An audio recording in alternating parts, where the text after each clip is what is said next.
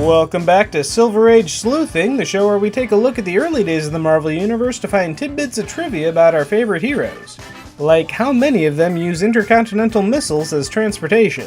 Fantastic Four number 3 has the team dealing with the world's most powerful hypnotist, but what's really interesting are the logistical questions about how the Fantastic Four are financed. This issue gives us our first look at the Fantastic Four's secret headquarters, which includes, among other things, their very own intercontinental transportation missile. I'm sure the nations of the world would love to know that a private citizen has first strike capabilities tucked away next to their living room. And that's kind of the thing. Nobody knows about this? Nobody knows that they even own the building, much less have built a crime-fighting headquarters up there? Much less a literal rocket? Forget about the logistical problems of building a Batcave in secret, at least Wayne Manor isn't in the middle of Manhattan. And how rich is Reed Richards exactly? Like, I think everybody always assumed that Reed was working with NASA and stole the ship to get up into space, but what if privatized spaceflight just happened a lot earlier in the Marvel Universe and Reed Richards is a 1960s version of Elon Musk? That would actually explain a lot. Also in this issue, Sue presents the team with some official Fantastic Four outfits. I'll bet you didn't even notice that they've been superheroing around in their regular civilian clothes up until this point. Of course, the full-body outfit doesn't last very long on the thing, the mask and shirt go almost immediately, and even the pants only make it to the end of this issue. And seriously, Sue, giving a mask to the guy super self-conscious about his looks? I'm sure that was well-intentioned, but damn! Oh well, he'll probably forgive you. In fact, it turns out that the Thing's thing for Sue wasn't just a one-time thing. This time around, Ben flat out tells Reed that he wants Sue to love him, and dude, that is his fiancée. What are you doing? That is not cool.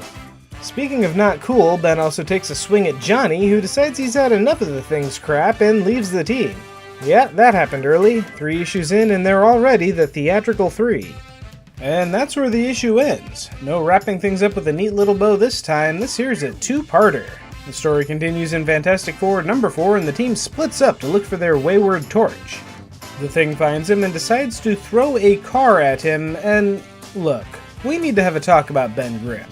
I know he's supposed to be everybody's favorite ever-loving blue-eyed thing, you know, the guy that just wants to chill on the sofa and watch movies or chomp on a cigar while playing cards with Wolverine, but in these early issues he really is just kind of a raging asshole. Literally raging.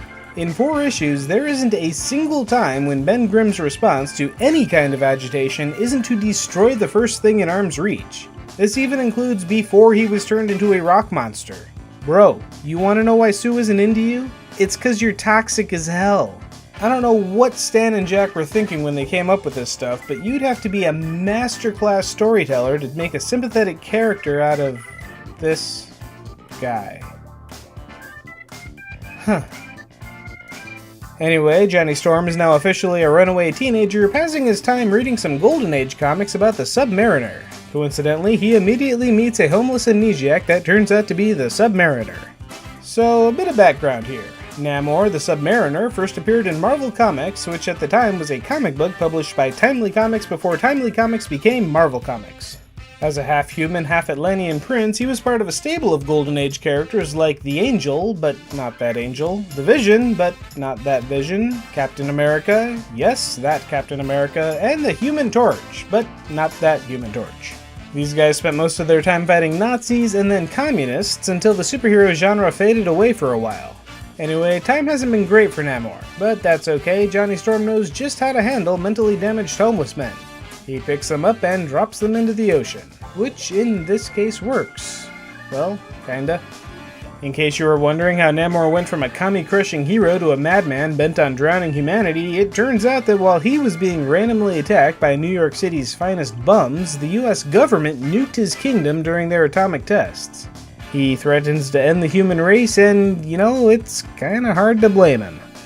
Using the power of his magic horn, Namor summons Giganto, a giant man-whale monster, to attack New York City.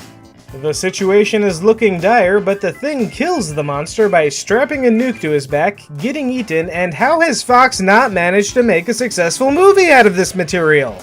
Anyway, the Invisible Girl saves the day by grabbing onto Namor's horn, and that'll be the only time I'll be able to say that without it being a euphemism. Namor goes Donald Trump on Sue, and thus begins the first in a long line of unhealthy love triangles in the Marvel Universe. Stick around though, next time we'll see the origins of Reed's second most unhealthy relationship, so be sure to like this video, subscribe to my channel, and come back next week.